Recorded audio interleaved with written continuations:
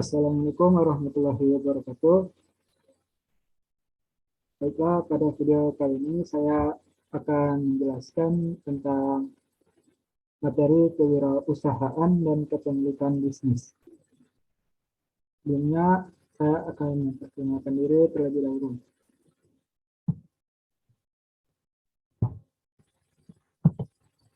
Kenalkan, nama saya Alif Anwar Tambunan dari Prodi Sistem Informasi Fakultas Sains dan Teknologi dengan NIM F1S121038.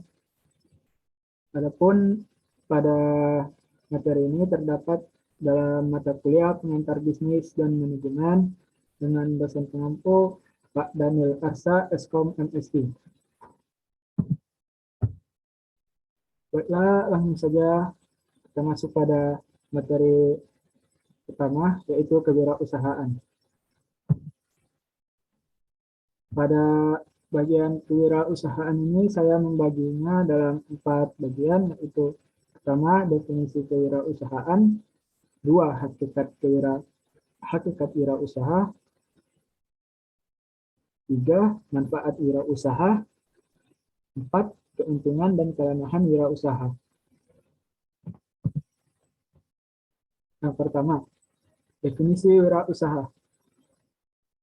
Kata wirausaha yang dewasa ini sering disebut entrepreneurship, merupakan kata yang awalnya diadopsi dari bahasa Prancis, yaitu entreprendre, yang berarti memulai atau melaksanakan.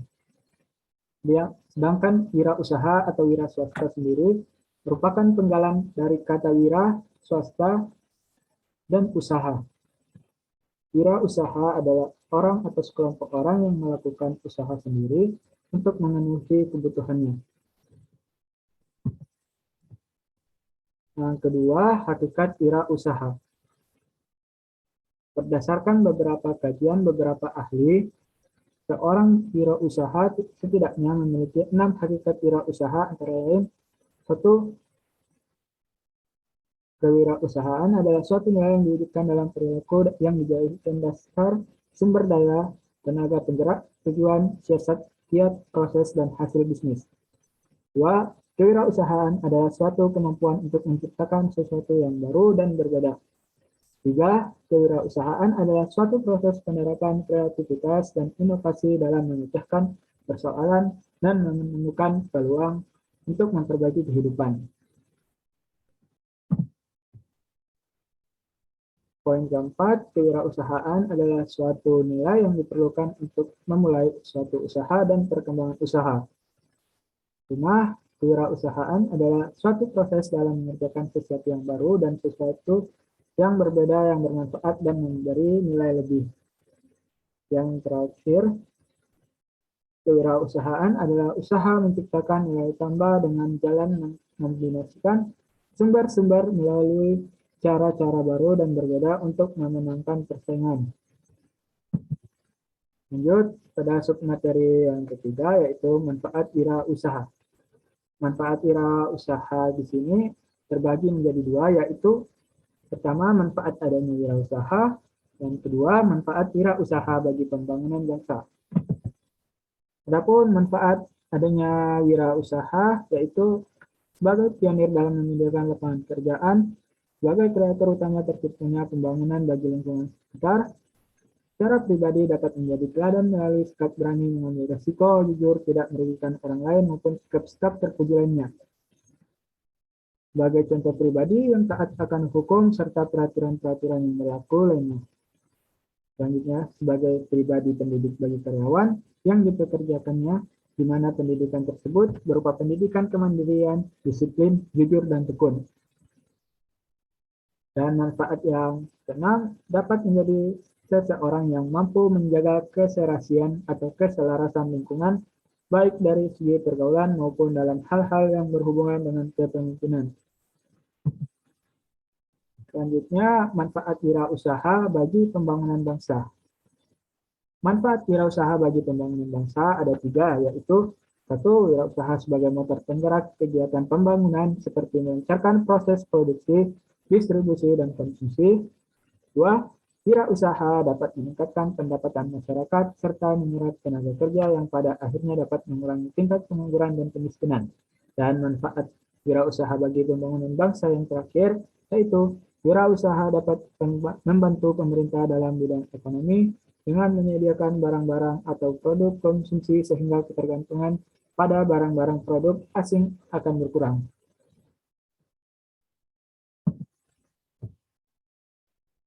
Selanjutnya, keuntungan dan kelemahan wirausaha. Keuntungan dalam berwirausaha menurut Philip diantaranya,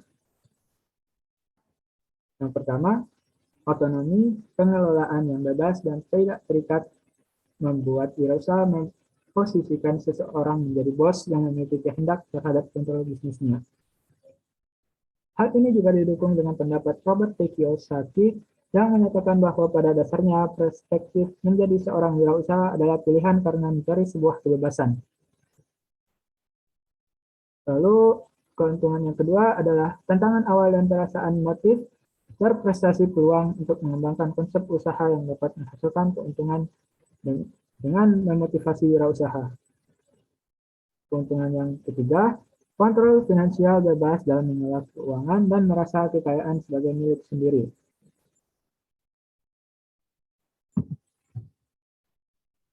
Lalu, secara umum, kelemahan menjadi wirausaha adalah satu, penghasilan yang tidak pasti, dua, bekerja keras dengan waktu yang terbatas, tiga, kualitas kehidupan rendah sebelum mereka berhasil, dan tanggung jawabnya cukup besar seperti keharusan mengambil keputusan walau mungkin belum menguasai permasalahan.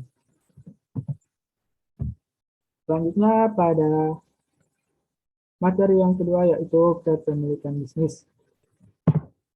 Di sini saya akan menjelaskan tentang dua bentuk kepemilikan bisnis yang biasa ditemui, yaitu pertama franchising dan yang kedua perusahaan kecil. Yang pertama franchising.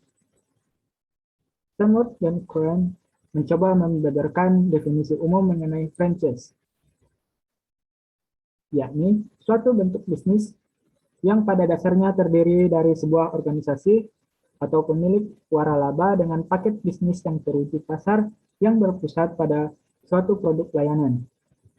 Memasuki hubungan kontrak dengan pemegang waralaba, biasanya perusahaan kecil yang mana dibiayai sendiri dan dikelola oleh pemilik yang beroperasi di bawah perdagangan nama pemilik waralaba untuk memproduksi atau memasarkan barang atau jasa sesuai dengan format yang telah ditentukan oleh pemilik waralaba. Tampak bahwa franchise pada dasarnya adalah suatu bentuk bisnis di mana franchisor dengan paket atau sistem bisnis yang telah teruji di pasar dan produk atau jasa sebagai unsur sentralnya melakukan hubungan kontraktual dengan franchise, yaitu perusahaan-perusahaan kecil yang didanai oleh secara mandiri dan dikelola secara langsung oleh pemiliknya untuk beroperasi di bawah nama brand franchisor. Mereka memasarkan barang atau jasa menurut format yang telah ditentukan oleh franchise. Selanjutnya, yang kedua adalah perusahaan kecil. Pengertian usaha kecil adalah setiap usaha yang dilakukan oleh perseorangan atau badan hukum yang menjalankan kegiatan dalam bidang ekonomi yang dilakukan secara sederhana dengan tujuan untuk mendapatkan keuntungan dengan batasan-batasan tertentu.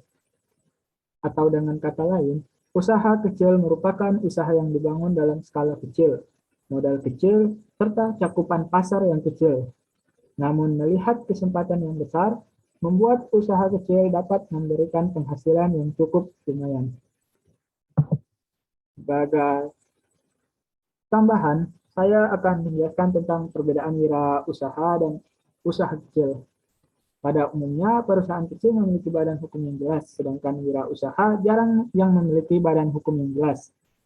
Berikut beberapa poin penting dalam perbedaan wirausaha dan perusahaan kecil. Di antaranya, satu, perusahaan kecil memiliki badan hukum yang jelas, sedangkan wirausaha jarang yang memiliki badan hukum yang jelas. Dua, bisnis kecil sangat bergantung pada lingkungan pasar. Dari sistem manajerialnya pun berbeda. Sistem manajerial kewirausahaan lebih baik dibandingkan sistem bisnis kecil. Lalu perbedaan yang ketiga yaitu kewirausahaan lebih meningkatkan hasil dari suatu produknya, sedangkan perusahaan kecil lebih meningkatkan pada laba yang akan didapatkan.